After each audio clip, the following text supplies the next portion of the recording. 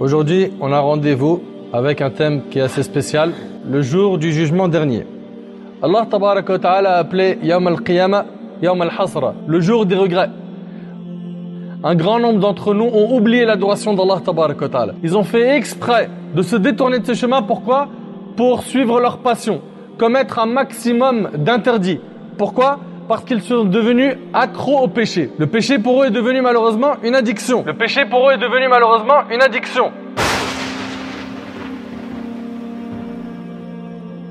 On les voit, les gens, juste le code du permis de conduire, ils sont là en train de suer, transpirer et stresser tous ceux qui sont autour d'eux pour juste le code.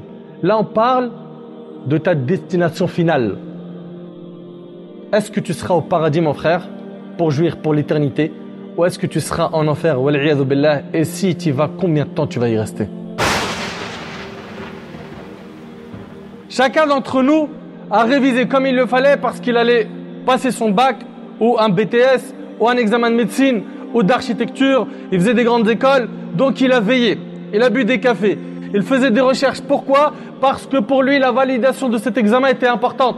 Et malheureusement, le plus grand examen que l'humanité entière va passer, tout le monde va passer cet examen, musulmans et non musulmans, mais qui d'entre nous se prépare pour ce jour?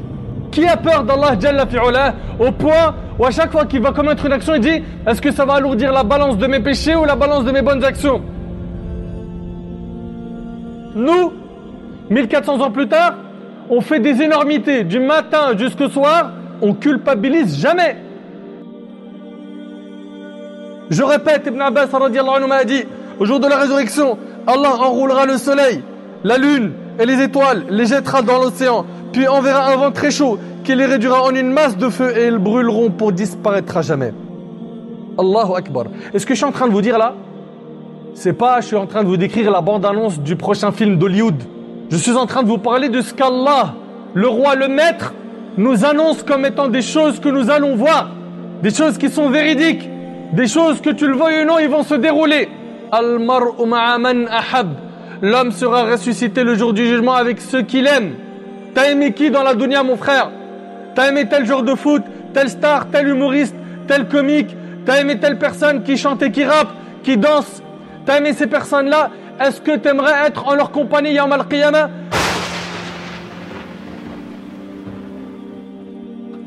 Sera debout en train d'attendre le jugement d'Allah subhanahu wa ta'ala. On a dit que le croyant, lui, il n'aura pas à s'inquiéter. Lui qui a cartonné, qui a fait ses preuves dans la dunya, tout va bien se passer pour lui. Mais les autres, 50 millions debout.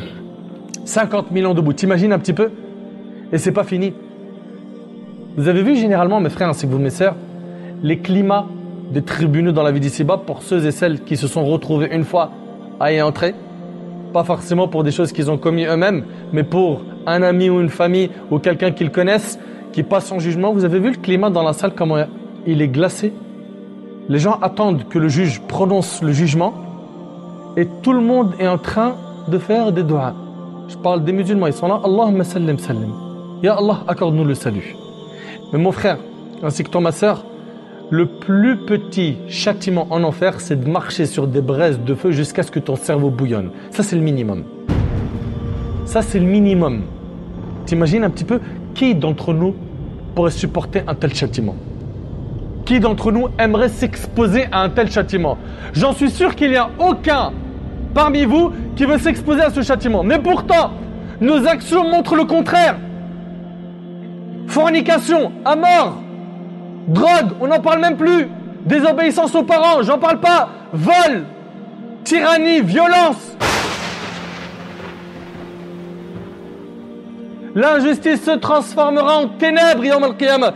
Le jour du jugement, toi qui as été injuste, toi qui as commis des bavures, si tu t'es pas repenti avant et que tu n'as pas demandé pardon et restitué les dépôts à leurs ayants droit, Yawm al-Qiyamah, tu seras en train de distribuer tes hasanats si t'en as, pour rembourser le mal que tu as fait. Et si tu n'as pas de hasanat ou tu en as plus, les personnes lésées prendront leurs péchés et les jetteront sur ton dos.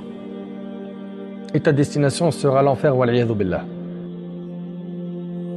Et celui qu'il voit autre que cela, c'est-à-dire il voit du mal dans son livre, qu'il ne blâme que sa propre personne. Qu'il ne blâme que sa... Viens pas dire c'est à cause d'Iblis, c'est à cause d'un tel, c'est à cause de toi, ta faute. Ton âme, c'est à toi de l'éduquer.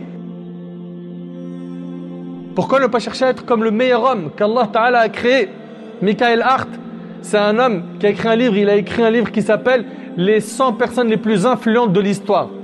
Et il a classé les 100 personnes les plus influentes de l'histoire. À leur tête, il a mis Mohammed alayhi salatu wa sallam. C'était pas un musulman. Vous imaginez? Mais aujourd'hui, perte de repère totale, comme on vous l'a dit. Alhamdulillahi Rabbil Alamin, nous sommes encore en vie. Peu importe le nombre de péchés que tu as commis. Peu importe le nombre de péchés que tu as commis. Allah Ta'ala nous dit, ô fils d'Adam, tant que tu m'invoques et que tu espères en moi, je te pardonnerai tes péchés sans me soucier du nombre de tes péchés. Allah Akbar. Là, pendant que tu es en vie, sache que tu es en train de remplir ton livre. Tout va passer au scanner. Chaque fait et geste, du matin au soir, tu es en train de le remplir toi-même. Tu regardes des clips, du rap, des mensonges, des insultes, tu diffuses des gros mots, des moqueries, tu calomnies, tu parles sur le dos des gens. Tu es en train d'écrire sur ton livre. Aujourd'hui, si on pouvait parler aux morts et qu'on leur disait « Qu'est-ce que tu souhaites ?» Vous pensez, ils vont vous dire quoi?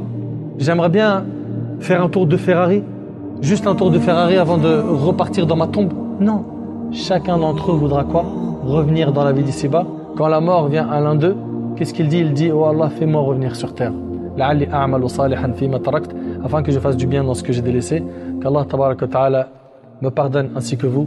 Qu'Allah subhanahu wa ta'ala installe dans nos cœurs ce sentiment de culpabilité. Qu'Allah fasse naître dans nos cœurs la taqwa, la piété. Qu'Allah tabaraka wa ta'ala fasse que nos cœurs soient sensibles au rappel. Non mon frère, il faut que tu écoutes et tu mets en pratique. نسأل الله سبحانه وتعالى أن ينفعني بما قلت وأن ينفعكم بما سمعتم. هذا ما أعلم والله عز وجل أعلى وأعلم. سبحانك اللهم وبحمدك أشهد أن لا إله إلا أنت أستغفرك وأتوب إليك. جزاكم الله خير. بارك الله فيكم. أعتذر على الإطالة.